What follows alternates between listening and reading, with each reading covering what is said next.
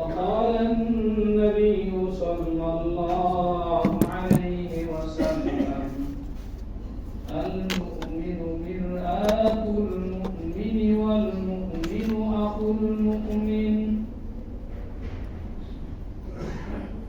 أو كما قال النبي صلى الله عليه وسلم آمنت بالله صدق الله مولانا العظيم وصدق رسوله النبي الكريم ونحن على ذلك لمن الشاهدين والشاكرين والحمد لله رب العالمين. اللهم صل على محمد وعلى آل محمد كما صليت على إبراهيم وعلى آل إبراهيم إنك حميد مجيد. اللهم بارك على وعلى آل محمد كما باركت على إبراهيم وعلى آل إبراهيم إنك حميد مجيد. سلام على خير الأنام وسيدي سلام على خير الأنام وسيدي حبيبي إله العالمين محمد بشير نذير هاشمي مكرم عطوف رؤوف من يسمى بأحمد سلام उस पर के जिसने बेकसू की दास्तगीरी की सलाम उस पर के जिसने बादशाही में फकीरी की قالوا سبحانك لا علم لنا إلا ما علمتنا إنك أنت العليم الحكيم. رب اشرح لي صدري ويسر لي أمري واحلل عقدة من لساني يفقهوا قولي. رب زدني علما رب زدني علما رب زدني علما. الحمد لله. মুআজ্জাজ মুহতারাম সম্মানিত মুসল্লিয়ান কিরাম, আল্লাহ রাব্বুল আলামিন আমাদের মতো কয়েকজন গুনাহগারকে জুমার দিন নিজেদের পাপ পঙ্কিলতা গুনাহের ময়লা থেকে পবিত্র হওয়ার জন্য আল্লাহর ঘর মসজিদে আসার তৌফিক দিয়েছেন। সবাই দিল থেকে মহব্বতের সাথে শুকরিয়া দান বলি আলহামদুলিল্লাহ। মুহতারাম মুসল্লিয়ান কিরাম, একজন আদর্শ মুমিন হিসেবে মুসলমানের জন্য করণীয় হলো সর্বদা নিজের হালাত নিয়ে ফিকির করা। মুসলমান কখনোই নিজের ব্যাপারে গাফেল হবে না, নিজের ব্যাপারে উদাস হবে না। নিজেকে সাজানোর জন্য গুছানোর জন্য মুসলমান সর্বদাই চেষ্টায় থাকে। এখন আমার প্রশ্ন হলো মহতারাম দোস্ত, আমরা তো সবাই মুসলমান, আমার মাঝে এই সর্বদা সাজানো গুছানোর এই সিফাত আছে কিনা, নাকি স্থির একই অবস্থায় আমি আছি? যদি আমি একই অবস্থায় থাকি তাহলে এটা আনন্দের বিষয় নয়। এক অবস্থায় মুসলমান থাকবে না, জুমুদ আরবিতে বলা হয় স্থির। মুসলমান এক অবস্থায় থাকবে না, সব সময় নিজের অবস্থার উন্নতির ফিকির করবে। চেষ্টা করবো ভাই ইনশাআল্লাহ। ইনশাআল্লাহ। সবাই দিনের মাঝে বসায় মোহতারাম দোস্ত, এই যে আলোচনা আমরা করছি, আলোচনা শুনছি, কি ফায়দা হবে যদি আমার মাঝে পরিবর্তনের চেতনা না থাকে? আমি বলছি আমার ভিতরে যদি চেতনা না থাকে, পরিবর্তন নাই, স্থির একই অবস্থায়। 1 বছর আগে আমি আমার আখলাক যেমন ছিল, 1 বছর আগে আমার আখলাক চরিত্র যেমন ছিল, সবাই খেয়াল করি। 1 বছর পর আজকের এই দিনে আমার আখলাক চরিত্র তেমনই। বলেন আছে কিনা এমন মুসলমান? 1 বছর আগে আখলাক চরিত্র যেমন ছিল, 1 বছর পর এমনই। কোন ক্ষেত্রে কারো কারো ব্যাপারে তো বলা যায় আরো অধঃপতন হয়েছে। আমার দোস্ত, অনুরোধ করে বলি, নাজাত পাওয়া যাবে না, শাস্তি আছে, হায়াতকে কাজে লাগানো উচিত। 1 বছর আগের আখলাক চরিত্র 1 বছর পরে এক অবস্থায় আছে। মুসলমান, নাজাত চাও, নাজাতের জন্য তো এটা হওয়া উচিত ছিল না। 1 বছরেও কি আমার আখলাকের মাঝে পরিবর্তন, একটি গুণ আসলো না, একটি সিফাত আসলো না? যে সিফাত, যে গুণ আমি টার্গেট করে বলতে পারি 1 বছর আগে আমার আখলাক চরিত্র এমন ছিল, 1 বছর পরে আলহামদুলিল্লাহ আমার এই অভ্যাস ছিল, বদ অভ্যাস, সেটা দূর হয়েছে। টার্গেট করে নিজেকে পরিবর্তনের জন্য চেষ্টা মেহনত করা উচিত। যদি কেউ এই একমাত্র সিফাত, আমি আমাকে পাল্টাইতে চাই, আমি আমাকে পরিবর্তন করতে চাই, এই সিফাত নিয়ে সে চলে, সে চলে, চলতে চলতে চলতে পরিশ্রমে পরিশ্রমে পরিশ্রমে তার জিন্দেগি শেষ। এখনো সে কামেল মুসলমান হয়নি, কিন্তু তার চেষ্টা ছিল আল্লাহ রাব্বুল আলামিন ইন্তেকালের আগে ওই মুমিন বান্দাকে চূড়ান্ত সফলতায় পৌঁছে দুনিয়া থেকে নেবেন। সুবহানাল্লাহ। আল্লাহ নেবেন, আল্লাহর ওয়াদা। বান্দা তুমি আগে ফিকির করো, পরিবর্তনের জন্য মাঠে নামো, ময়দানে নামো, চেষ্টায় রত থাকো, আমি আল্লাহ পৌঁছায় দেব। এই কারণে মুহতারাম দোস্ত, আজকে এই জুমায় আমি আমাকেই সম্বোধন করে বলছি, আপনারা যারা শুনছেন সবার কাছে আমার অনুরোধ, আমি আমার হালাত নিয়ে ফিকির করি, অন্যের হালাত না, নিজের অবস্থা। আমি আমাকে গুছাইতে চাই, আমার আখিরাতের পথকে সহজ করতে চাই, কাটা মুক্ত করতে চাই, বিপদ মুক্ত করতে চাই, শঙ্কা মুক্ত করতে চাই, সন্দেহ মুক্ত করতে চাই, সম্পূর্ণ নিষ্কণ্টক জান্নাতের পথ বানাইতে চাই। এই চেষ্টা যদি কারো থাকে, আলহামদুলিল্লাহ সে কামিয়াব। এই চেষ্টা ছিল হযরত সাহাবায়ে কেরাম রিদওয়ানুল্লাহি আলাইহিম আজমাইন, এক অবস্থায় ছিলেন না। ওইদিকে আমি আলোচনায় যাব না, আমার আলোচনার বিষয় হলো গত জুমার সংশ্লিষ্ট বিষয়। তো যেটা বলতে, সাহাবায়ে কেরামের মাঝে এই গুণ ছিল, এক অবস্থায় জুমত ছিল না, স্থির ছিল না, পরিবর্তনের মন মানসিকতা ছিল। আমি পাল্টাইতে চাই। একজন ভাই মহব্বতের সাথে বললো, ভাই আপনি তো এই সমাজে থাকেন, আপনার এই অভ্যাস পরিবর্তনের দরকার। চট করে চটে যাওয়া নয়, রাগ করা নয়, হিংসায় কাতর হওয়া নয়, বরং দয়াদ্র হওয়া। আরে আমার মাঝে এই বদ অভ্যাস আছে, আমার ভাই বলছে, আমি পরিবর্তন হয়ে যাব। পারবো ইনশাআল্লাহ ভাই? ইনশাআল্লাহ। উল্টা যেন না হয়। একজন ভাই বলছে, ভাই তোমার মাঝে এই দোষ আছে, মেনে নেই। ভাই মেনে নেই, দোষ না থাকলে ওই ভাই বলতো না। ওই ভাইয়ের বিরুদ্ধে না, তাকে বন্ধু মনে করি, সে তো আমার দোষটা বলে দিছে। আমার দোষ আমাকে বের করতে হতো, কিন্তু তা না করে আমার ভাই মহব্বতের সাথে আমাকে বলে দিয়েছে, তার বিরুদ্ধে না গিয়ে তার পক্ষে।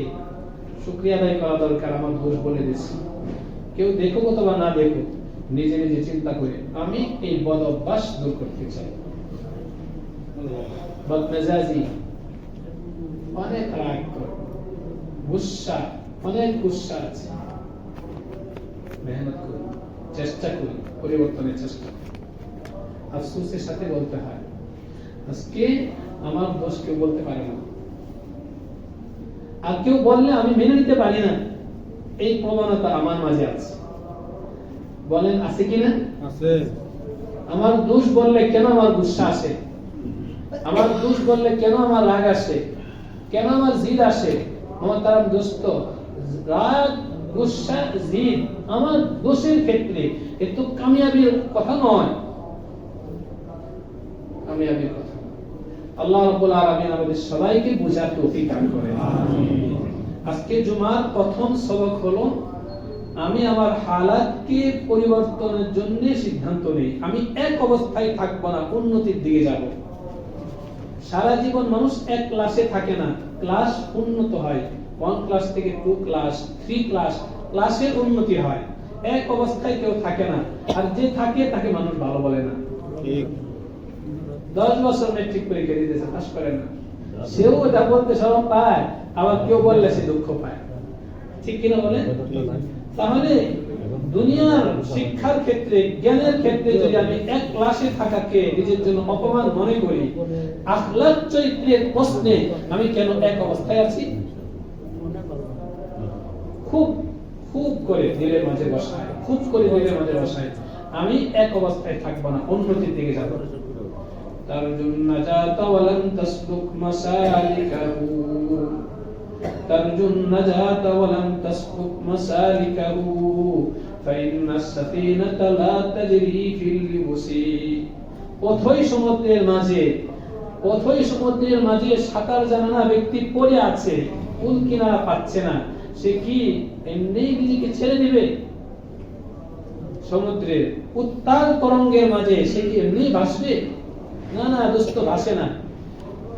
শরীরের শেষ রক্তবিন্দুটুকু থাকা অবস্থায় সে চেষ্টা করে আমি দেখি বাঁচতে পারি কিনা। চেষ্টা, সে সাঁতরায় যায়, চেষ্টা করে, হাবুডুবু খায়। আল্লাহ যদি দয়া করেন এক পর্যায়ে তাকে কিনারে পৌঁছায় দেন। কিন্তু এমন না আমি পড়ে গেছি, যা পড়ে গেলাম, হাত পায়েও নাড়ায় না, চেষ্টাও করে না। কেউ তেমন আছে? এমন কেউ নাই দোস্ত। জীবন মরণের প্রশ্নে সমুদ্রের বিক্ষুব্ধ তরঙ্গে যদি আমি নিজেকে ভাষায় না দিতে পারি, তাহলে জীবন এই ইতিহাসে আমি কেন আখলাকহীনতার পরিচয়ে নিজেকে ভাসাই দিব? চেষ্টা করি। আল্লাহ রাব্বুল আলামিন আমাদের সবাইকে তৌফিক দান করেন। আমিন। দ্বিতীয় নম্বর কথা হলো, গত জুমায় আমি বলেছিলাম মুসলমানের পরিচয় আমার নবী বলেন আল মুসলিমুনা কাজাসাদিন ওয়াহিদিন, সারা দুনিয়ার সব মুসলমান এক অঙ্গের মতো, এক অঙ্গের মতো। ইশতাকা বাদুহু ইশতাকা কুল্লুহু। একজন মানুষের জ্বর হয়েছে, জ্বর কেন হয়েছে? ডাক্তার বুঝে শরীরের কোন অঙ্গে কোন ধরনের আঘাত আছে, এই কারণে জ্বর। অর্থাৎ জ্বরটা কি শুধু হাতের মাঝে গরম, নাকি সারা শরীরে গরম থাকে? সারা শরীরে গরম থাকে। আঘাত পাইছে পায়ে, এখন পুরা শরীর গরম। পায়ে আঘাত পাইছে, তাহলে কেন কপাল গরম, মাথা কেন গরম, শরীর কেন গরম? কারণ একই শরীর, অঙ্গ ভিন্ন হতে পারে কিন্তু শরীর তো একটি।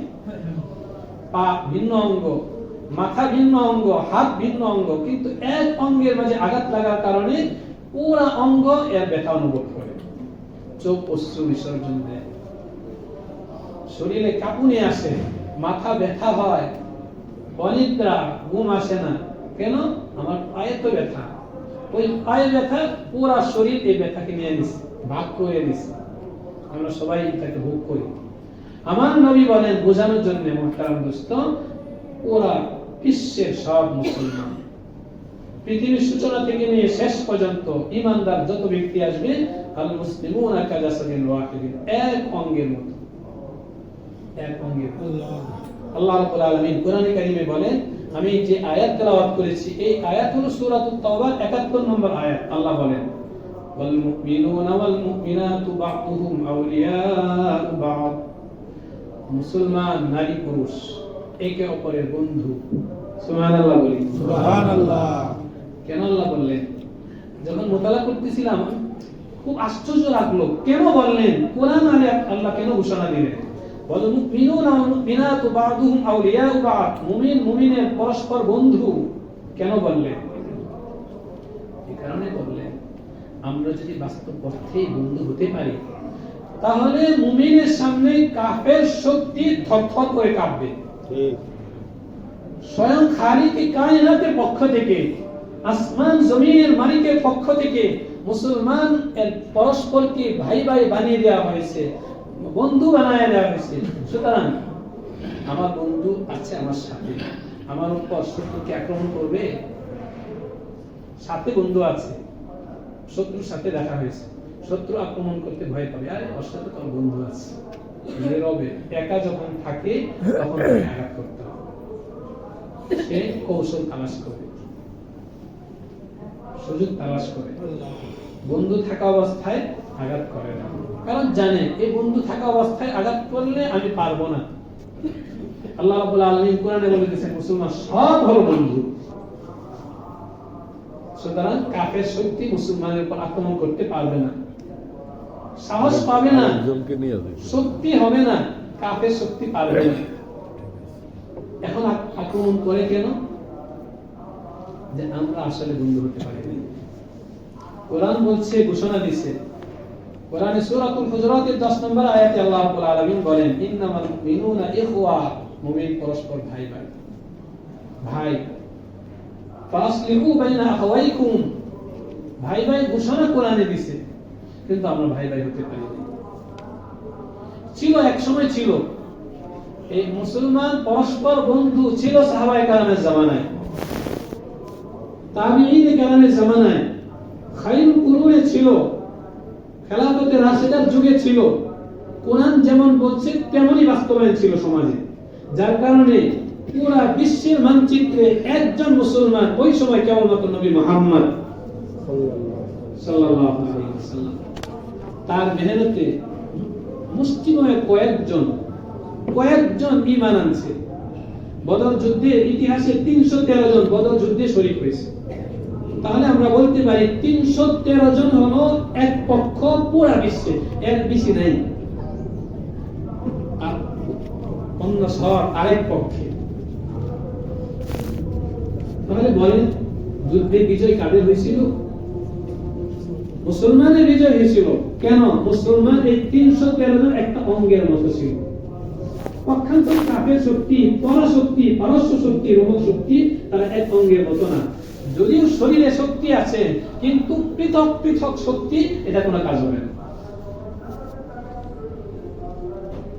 একটা পাপখড়ি যদি একটা দেওয়া হয় তাহলে ছোট বাচ্চা ওটা ভাঙতে পারবে, কিন্তু ওই পাপখড়িকে যখন 10টাকে একত্রে মিলে বেঁধে এরপরে ছোট বাচ্চার কাছে দেওয়া হয়, মানতে পারবে? দুর্বল। কিন্তু যখন এক হয়ে যাবে তখন এটাকে ভাঙার কোনো সুযোগ নাই। দোস্ত আমার আল্লাহ বলে দিয়েছেন, শোনো, তোমাদের সফলতা কামিয়াবি থাকবে কিয়ামত পর্যন্তের জন্য, যতক্ষণ পর্যন্ত আউলিয়া বা'দুহুম মিন বা'দ, পরস্পর বন্ধু থাকবে, পরস্পর ভাই থাকবে।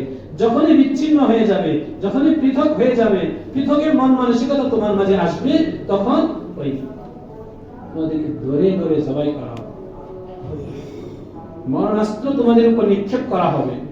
তোমাদের ধ্বংসের জন্য এই বিচ্ছিন্নতাই যথেষ্ট। সাহাবায়ে কেরামের জামানা তো পারে নাই, মুসলিম ছিল। তো যেটা বলতেছিলাম, কোরআন মুসলমানের পরিচয় যেমন দিয়েছে, এই পরিচয়ে মুসলমান পরিচিত ছিল সাহাবায়ে কেরামের জামানায়। খেলাফতে রাশিদের জামানায় সুনামি মুসলিম সমাজ, আগে যে সমস্ত ইসলামী সাম্রাজ্য প্রতিষ্ঠিত ছিল ওই সমস্ত জামানায় ছিল। আজকে আমরা পৃথক হয়ে গেছি।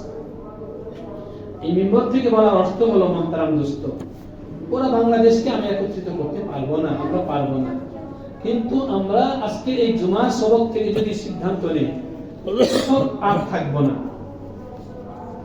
পৃথক আর থাকবো না, বিচ্ছিন্ন আর থাকবো না, আমরা এক হতে চাই, কাঁধে কাঁধ মিলিয়ে আমরা সামনে রাস্তা চলতে চাই। ইনশাআল্লাহ ভাই, ইনশাআল্লাহ। পিছনে যা হয়েছে ভুল হয়েছে, আমরা পৃথক থাকতে চাই না, এক থাকতে চাই, আল্লাহ যেমন বলেছেন তেমন থাকতে চাই। রাসূল করিম সাল্লাল্লাহু আলাইহি ওয়াসাল্লামের হাদিস, বুখারী মুসলিমের হাদিস, রাসূল বলেছেন মাসালুল মুমিনিনা ফি তাওয়াদ্দুহিম ওয়া তারাহুমিহিম ওয়া তাআতুফিহিম, সৌহার্দ্য, সম্প্রীতি, ভালোবাসার ক্ষেত্রে মুমিনের উদাহরণ হলো এক অঙ্গের মতো। বুখারীর হাদিস। সৌহার্দ্য, সম্প্রীতি, ভালোবাসার ক্ষেত্রে মুমিনের উদাহরণ হলো মাতারুল জাসাদ, এক অঙ্গের মতো। ইদাস্তাকা আযবু মিনহু, যখন এক অঙ্গের কোন এক অঙ্গ আঘাতপ্রাপ্ত হয়, তাদাআ লাহু সাইরুল জাসাদি বিসসাহরি ওয়াল হুম্মা, জরাক্রান্ত, বিনিদ্রা পুরা শরীরকে ছেড়ে দেয়। পুরা শরীরে ব্যথা থাকে, ঘুম আসে না, এক অঙ্গে ব্যথার কারণে, যেটা আমি আগে বলেছিলাম বাংলায়, রাসূল হাদিসে বলেন মুসলমানের আরেক মুসলমানের জন্য দিলটা থাকবে মহব্বতে ভরা। এর চেয়ে নরম আর কোন দিল হতে পারে না যখন মুসলমান সামনে আসবে। আল্লাহু দিল ভরা থাকবে। হযরত উমর ফারুক রাদিয়াল্লাহু আনহু, আল ফারিকু বাইনাল হাক্কি ওয়াল বাতিল, হক আর বাতিলের মাঝে পার্থক্যকারী ব্যক্তি ছিলেন উমর ফারুক রাদিয়াল্লাহু আনহু। এক মাসআলায় একজনের উপর শাস্তি দিবেন, হযরত উমর ফারুক রাদিয়াল্লাহু আনহু যাকে শাস্তি দিবেন সে বলল, ইয়া উমর আমিরুল মুমিনিন, আনা মুমিন, আমি মুসলমান। আর এই ক্ষেত্রে আল্লাহ রাব্বুল আলামিনের কোরআনের নির্দেশ হলো এই, হযরত উমর ফারুক রাদিয়াল্লাহু আনহু বুঝে গেছেন এই শাস্তি আমার নজরে শাস্তি, কিন্তু আসলে কোরআনের নজরে সে শাস্তি পেতে পারে না, আর সে হলো মুমিন। সাথে সাথে উমর ফারুক রাদিয়াল্লাহু আনহু সিংহের মতো গর্জে ছিলেন, কোরআনের বাণী আর সে মুমিন, এই কথা শোনার সাথে সাথে মুমিনের মতো বলে গেছেন। সুবহানাল্লাহ। এটা কি কোরআনে কারীমে সূরাতুল মাইদায় আল্লাহ রাব্বুল আলামিন বলেন, আজিল্লাতিন আলাল মুমিনিনা আইজ্জাতিন আলাল কাফিরিন, মুমিনের প্রতি থাকবে মুমিনের মতো নরম, দিল মহব্বতে ভরা থাকবে, মহব্বত থাকবে, সম্প্রীতি থাকবে, সহানুভূতি থাকবে। আজিল্লাতিন আলাল মুমিনিন, আজিল্লা নরম। হ্যাঁ, আল্লাহ যে মানুষের ফিতরত অনুযায়ী যে ক্ষোভ দিয়েছেন, রাগ দিয়েছেন, এই ক্ষোভ, এই রাগ আইজ্জাতিন আলাল কাফিরিন, কাফেরের উপর প্রয়োগ হবে। কাফেরের উপর, যে মুসলমানের উপর আক্রমণ করে, মুসলমানের ক্ষতি করে, তাহলে মুমিনের পরিচয় হলো মুমিনের জন্য মুমিনের মতো নরম থাকবে, এই হলো এক পরিচয়। আবার দ্বিতীয় পরিচয় হলো আইজ্জাতিন আলাল কাফিরিন, কাফের শক্তির বিরুদ্ধে কঠিন সিদ্ধ হস্ত থাকবে। এখন একজনের মুমিন সামনে আসতেছে নরম, এই গুণ আছে, কিন্তু কাফের ক্ষতি করতেছে, এই ক্ষেত্রেও সে নরম, তাহলে বলেন মুমিনের গুণ পরিপূর্ণ তার মাঝে পাওয়া গেল? পাওয়া গেল না। সূরাতুল ফাতহে প্রতিদিন আমরা এটা পড়ে থাকি, মুহাম্মাদুর রাসূলুল্লাহ ওয়াল্লাযীনা মাআহু আশিদ্দাউ আলাল কুফফার, আশিদ্দাউ আলাল কুফফার, কাফের তোমাকে আক্রমণ করবে, তুমি নরম ঘুমিয়ে থাকবে, মুমিন হতে পারবে। ওয়াল্লাযীনা মাআহু আশিদ্দাউ আলাল কুফফার, মুহাম্মদ আল্লাহর রাসূল আর তার উপর যারা ঈমান এনেছে তাদের গুণ হলো আশিদ্দা, সিদ্দাতুল কঠিন, সিদ্দাতুল কঠিন, সিংহের মতো গর্জে উঠবে, আলাল কুফফার, কাফেরের বিরুদ্ধে। রুহামা বাইনাহুম, কিন্তু তারা পরস্পর থাকবে বিনম্র, নম্র। জনাব রাসূল করিম সাল্লাল্লাহু আলাইহি ওয়াসাল্লাম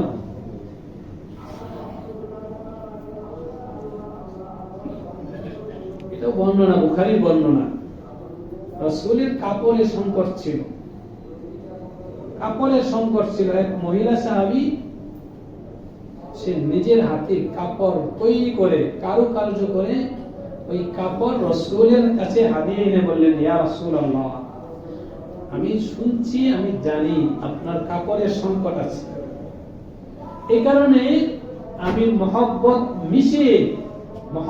মিশিয়ে এই কাপড় নিজ হাতে তৈরি করেছি, মেহেরবানি করে এই হাদিয়া গ্রহণ করবেন, আর এই জামা, এই কাপড় আপনিই পরিধান করবেন। রাসূল করিম সাল্লাল্লাহু আলাইহি ওয়াসাল্লাম হাদিয়া গ্রহণ করতেন। ওই কাপড় পরিধান করে মসজিদে নববীতে আসছেন এক সাহাবায়ে কেরাম, রাসূলের গায়ে নতুন জামা, সুন্দর জামা দেখে সবাই খুব খুশি যে আজকে দু জাহানের বাদশা, যেটা বললাম সালাম উস पर के जिसने बादशाही में फकीरी की, তিনি তো বাদশা ছিলেন, দুনিয়ার মালিক, আখিরাতের মালিক, দু জাহানের বাদশা ছিলেন। ওই বাদশা থাকা সত্ত্বেও জিন্দেগিকে ফকিরি জিন্দেগি বানাইছেন, কাপড় নাই। তো রাসূল নতুন জামা পরছেন, এক সাহাবী লোক বললে ভুল হবে, নাউজুবিল্লাহ, আগ্রহ সামলাইতে না পারে রাসূলকে বলতেছেন, ইয়া রাসূলুল্লাহ, এই জামা আপনার শরীরে এত চমৎকার লাগছে, এত সুন্দর লাগছে, যদি এই জামাটা আমাকে দিয়ে দিতেন। রাসূল সাল্লাল্লাহু আলাইহি ওয়াসাল্লাম মুস্কি আসছেন, হুজরা মুবারকে গিয়ে ওই জামা শরীর থেকে খুলে বাস করে ওই সাহাবীকে দিয়ে দিলেন। সুবহানাল্লাহ বলি। জামা দেওয়া উদ্দেশ্য না, দয়াটা বোঝানোর উদ্দেশ্য। কেমন মহব্বত ছিল রাসূলের, প্রয়োজন আছে, তা সত্ত্বেও রাসূল সাল্লাল্লাহু আলাইহি ওয়াসাল্লাম জামা খুলে দিয়েছেন। হযরত আবু তালহা আনসারী রাদিয়াল্লাহু আনহু ঘটনা, এটাও বুখারী মুসলিমে আছে মুহতারাম দোস্ত, হাদিসের পাতায় পাতায় আছে। আবু তালহা আনসারী রাদিয়াল্লাহু আনহু, রাসূল ঘোষণা দিয়েছেন, একজন মেহমানের মেহমানদারি প্রয়োজন, তোমাদের মধ্যে কে আছে এই মেহমানের মেহমানদারি করবে?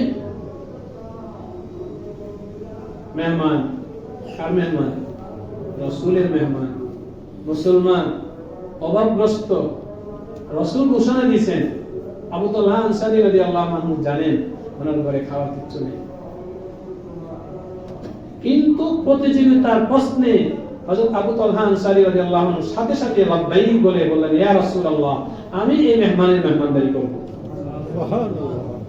মেহমানকে চিনে না, বংশ কি তাও জানা নাই, বাড়ি কোথায় তাও জানা নাই, রক্তের কোনো সম্পর্ক নাই, কিন্তু সাহাবায়ে কেরামের দিল ছিল ওই আল মুসলিমুনা কাজাসাদিন ওয়াহিদিন, মেহমানের মেহমানদারি করতে হবে, এক বাক্যে এক কথায়।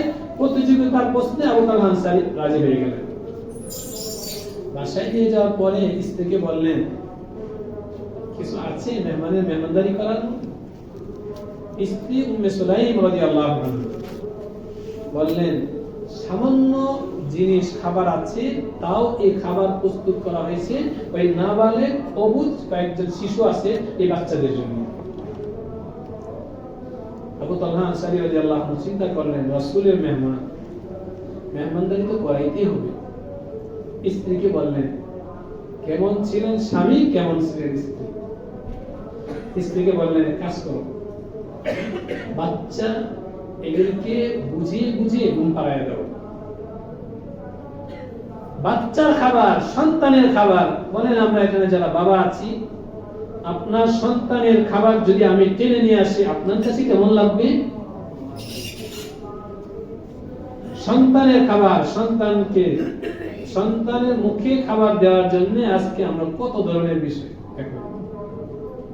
আদর্শ পর্যন্ত বিসর্জিত হয় সন্তানকে মুখে খাবার দেওয়ার জন্য। আর সাহাবী কি করলেন? স্ত্রীকে বলতেছেন, সন্তানকে কোন রকম ভুলভাবে ঘুম পাড়ায় দাও। স্ত্রী কোনো অভিযোগ নেই, স্বামীর কথা অনুযায়ী ঘুম পাড়ায় দিলেন। এখন কথা হলো, যে খাবার আছে এই খাবার আবু তালহা আনসারী রাদিয়াল্লাহু আনহু উনি খেতে পারবেন না, ওনার স্ত্রীও খেতে পারবেন না, যতটুকু আছে ততটুকু মেহমানের জন্য, অতিরিক্ত নেই। এই কারণে স্ত্রীকে বললেন, শোনো, মেহমানের সাথে খাওয়া, মেজবান কার সাথে খাবে? মেহমানের সাথে। এটা হলো আদব, মেহমানদারির আদব। আমরা তো মেহমানকে খাওয়াই না, একসাথে খাবো।